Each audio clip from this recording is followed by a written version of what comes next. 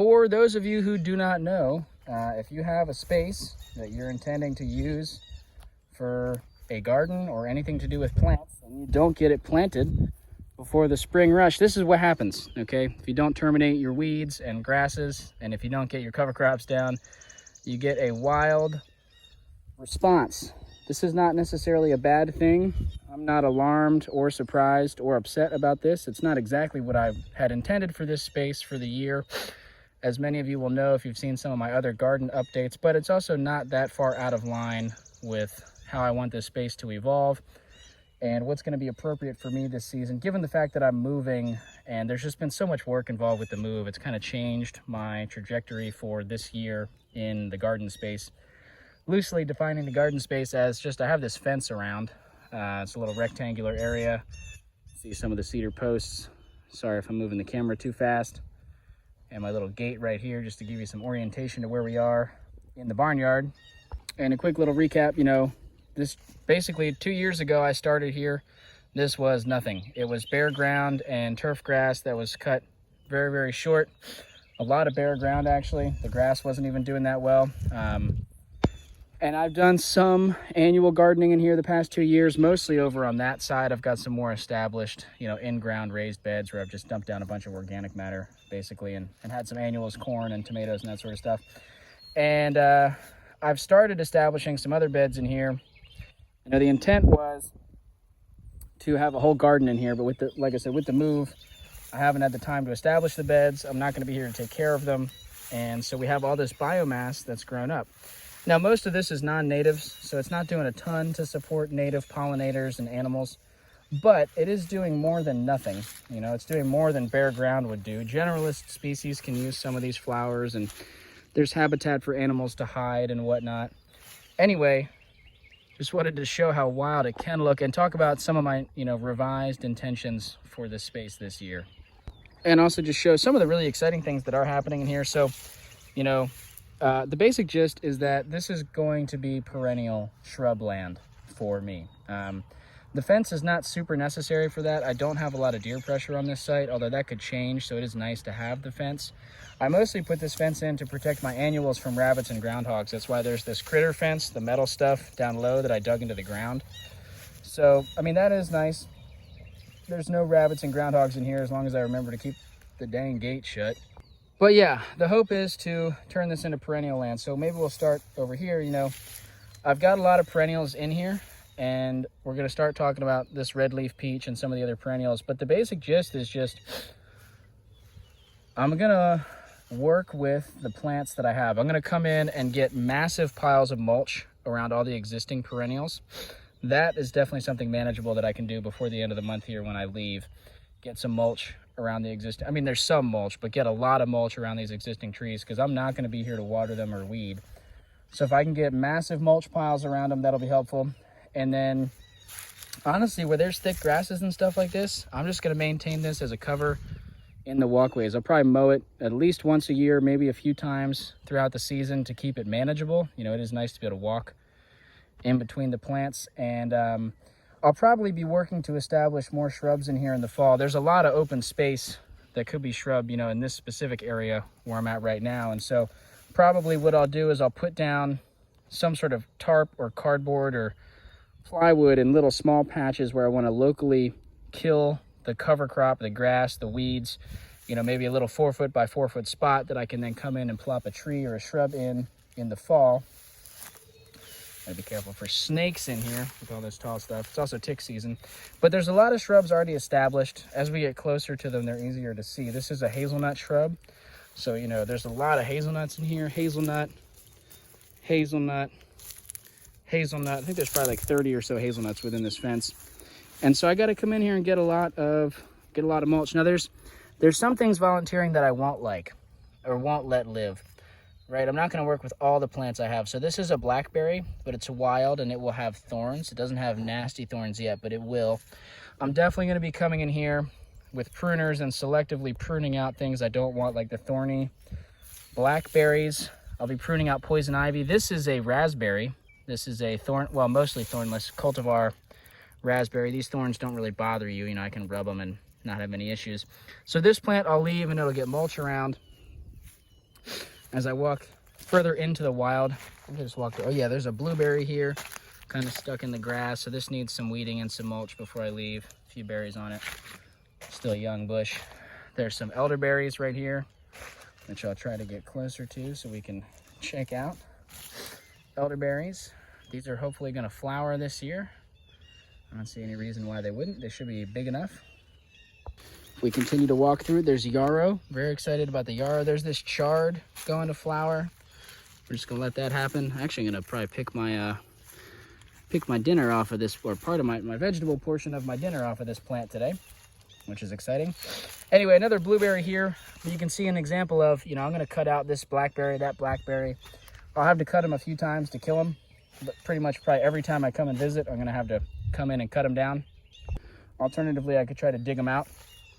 You can see where I sort of was establishing a pathway with cardboard last year, trying to kill some of the weeds. In this area, if you watched any of the videos last year, was a lot of poison ivy. I, you know, somewhat terminated a lot of it with tarps and then a cover crop, but because I've left this bare for early spring, the remnant roots of the poison ivy have come back, okay? And so this is an area where I'll have to decide. I really don't want any poison ivy in this space. I just don't want to work with it. I'm fine working with some of the plants, like I said, but poison ivy, thorns, things of that nature, things that are really invasive, I'm going to definitely try to limit a lot of those plants. And so for this spot right here, the poison ivy is already coming back. There's two choices for attack in this area. I could mow it all down and start a cover crop right now and hope that the cover crop is vigorous enough to shade out the poison ivy. That's one option. Another option is I could just tarp this again for another few months, and then middle of the summer, I could come back in, remove the tarp, and add a cover crop at that point. That might be the more lucrative thing for me in this moment, just because I'm pretty low on time right now to come in here and try to establish a cover crop. But at the same time, I don't know. I'm tempted to not have a tarp and kind of see what happens, because right here, this is a sunchoke coming up. That's what that is, sunchoke. I originally planted a bunch of sunchokes in here, and they're pushing out. Like, there was no sunchoke roots there last year, right? None right there. There's some right there. So they're pushing out. They're going to aggressively take over this space. There's this row of hazelnut. There's some collards flowering in here right now.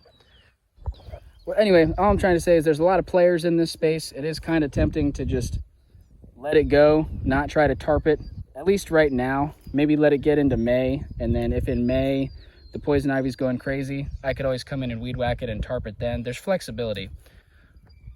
Virginia creeper taking over this fence, that's going to be a losing battle for me. You know, probably, ideally I would keep it off this fence. This fence is not super strong to support weight. But being that I am not going to be here very frequently because of this move, I think that's a losing battle.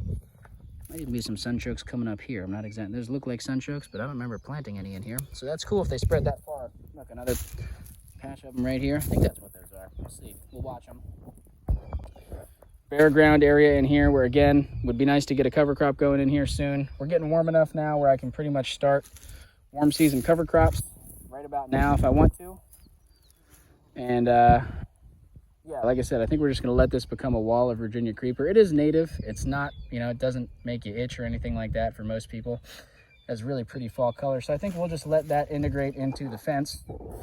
Let these collards go to seed. Pick a little bit more dinner off of them here and there. Collect some seed. They'll come out, and then again, this will be space. Once they're out of there, I could put some cover crops in. There's some hazelnuts in there. There's a few Osage orange seedlings that are going to get a second year in here and then get dug out. I'm excited to see a lot of lamb's quarters popping up all over the garden, because that is an edible, I believe native, and a tasty edible, warm season edible, although they're much better earlier in the season than later. But those are popping up all over the place. Let's see if I can find another patch. There were some that I kept walking by over here. Yeah, some lamb's quarters right here. So it's just cool to see stuff that I've done, you know, no work to get those lamb's quarters there. I let a lot of lamb's quarters go to seed last year. For some people, it's a weed. They really don't like dealing with it. I don't mind it at all. Yarrow going to flower right here. We've got a few patches of yarrow in here. This is possibly the most exciting area of the garden. Again, more chard going to flower. Nice. Nice. And these larger hazelnuts, they're the same age as the other ones, but they grew faster because they had more compost in this row. And there's just a ton of strawberries. You can see already strawberries forming. I forget what variety this is. I just got some plants from a friend when they were thinning their patch. They kind of ran wild. I had a bunch of corn in here last year. They ran wild underneath the corn. And now there's just lots of strawberries. Now they're not going to be easy to pick because I've got them all haphazard all over the place. But I'm not going to be here to pick all of them anyway. Just whenever I come, hopefully I'll be able to come in here and snack up. Or I'll tell some friends nearby to come and help themselves. Nice elderberry here. One thing I am contemplating, another elderberry here, is potentially planting some corn in here again, and potentially some squash in a few spots, and just planting them really deep. And I'm not going to be here to irrigate, but I think I could definitely get away with dry farming some corn and maybe some squash in some of these spots. So we'll see how that develops with time and with the season. Right here looking down is a good example of what I want, right? There might be some grasses and some vetch and some weeds, but there's no poison ivy in this row, okay? There's no thorny blackberries in this row. There's nothing that's really going to get taller than this grass that I don't want. So this is all ground cover in the row, or I'm sorry, in the aisle, the walkway, if you will. And then in the row, we're starting to really close the gaps and hopefully prevent any weeds. Strawberries, hazelnut, there's another hazelnut right here. It's kind of hard to see because it hasn't leafed out yet. And then as we scan this way, elderberry, hazelnut, you can't see the ground. Okay, so that's really the goal when establishing shrubs and trees. For me, I've talked about this in other videos, is just how fast can we cover the ground with, you know, leaf surface plants. If I spin around these elderberries, there's also some oak seedlings in here that I started last year and, you know, was not able to get in and dig them up yet. So they'll get another season and then they'll probably get dug up. The soil is nice and loose. I should be able to pluck these oak seedlings out of here, no problem, in the fall. Hard to tell, but there's some Osage orange seedlings tucked in there. So gives you a general idea what's going on in the garden. Might look super chaotic to some. You might look at this and say, that is not a garden, that is a mess. Well, yeah, I mean, it definitely is not your typical garden. This is all perennials. There's really hard, well, no, there's some annuals in here. There's not a whole lot of intentional annual gardening going on in here, though. You would definitely be right. It doesn't look like a conventional garden, but to me, this is the garden space. This is progressing in a direction that I like, that I'm super happy with. Got a whole bed of elderberry cuttings. There's some willow cuttings at the end here.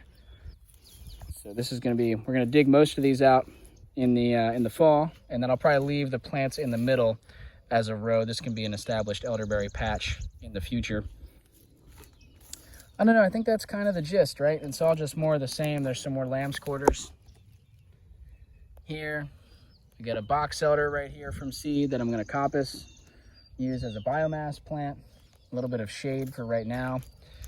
Some more hazelnuts in here.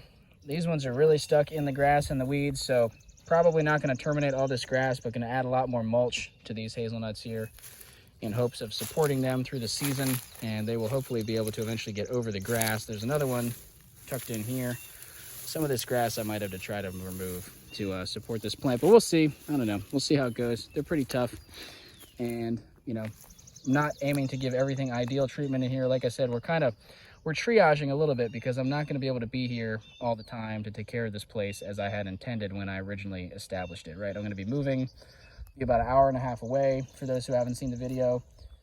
So I'll be down here a few times a month, I think, to do some maintenance, some mowing, some, you know, watering and things here and there, maybe a little bit of weeding, but not much. It's going to be very minimal because there's other chores to do when I'm down here outside of this little garden space. Anyway, I'm going to get back to the work that I was doing today prior to making this video. It's been a fun little break. I kind of needed to stretch that part of my brain and articulate and document what's going on, but I need to pay attention now to some of the plants I've been working with. I had established a row of blueberries and raspberries and wild strawberries right about where that box elder is. The plants were really small. These are the only plants in here that I've paid for. Everything else I've either traded for you know, with friends for different things, or gotten extra plants from people for free, or started from seed myself. Various ways to get plants for free. But these, in these pots, I paid for. Not a whole lot of money because they were small starts, but I did pay for them from a nursery. And I think they're small enough that they would get overrun with weeds and possibly run out of water if I was not here to take care of them. You know, they're younger than all the other perennials. They haven't been established as long. They've only been in the ground like 5 months. I put them in right at the end of fall. So I'm potting them up. I'm taking them with me in these fabric pots, and I'm going to bring them with me to the new site, water them, you know, take care of them, get them larger, and then they'll go in the ground probably somewhere else in the future, to be determined. But for now, though, it'll be my little mobile fruit orchard. So anyway, I am going to get these few pots mulched. I got to get them watered, and then there's about 6 here. I've got about 14 more pots to fill up with, like I said, blueberries, strawberries, raspberries, maybe a few blackberries, and I think I have a service berry or two that I might dig up. Might decide to leave in the ground. We got to see. Anyway, oh yeah, last thing, I definitely want to get mulch on this row. These are blueberries. Hard to see. They just look like sticks in the ground. They have almost no mulch. These went in last fall. These were free, and they are suckers dug up from the field from a blueberry patch. There's another one here. I've talked about these before, and we're going to see with, you know, these plants were free, so I feel a lot more comfortable just saying, all right, I'm going to give them almost no care. I'm going to put a bunch of mulch down. I can probably get a piece of drip tape or soaker hose down in here that I can turn on like once every few weeks when I come down. But they're going to get really minimal care, and we're going to see if we can establish a row of blueberries. They're planted really dense, like every 2 feet. That way, I guess that's not super dense for blueberries, but it's kind of dense. But just that way, if some of them don't make it, hopefully the others will be able to close the gaps eventually. We're back where we started at these beautiful red leaf peach. And so got to decide what to do. This gap here is just grass. This might just get mowed for the season. This is the type of thing I would lay down to prepare a spot for trees. This has just been sitting here over winter. I kind of forgot that it was here. Oh, I can't even lift it up. It's like stuck. Well, anyway, let's see if I do want to show what's underneath. Oh, hopefully no snakes. Okay, you can see. Actually, I would be excited to see snakes in here. I just don't want to get nipped while I'm one-handed lifting this up. So you can see it is killing the grass. The grass is trying to sprout through this, but it is dying because it has no access to sunlight. And so it's not dead yet.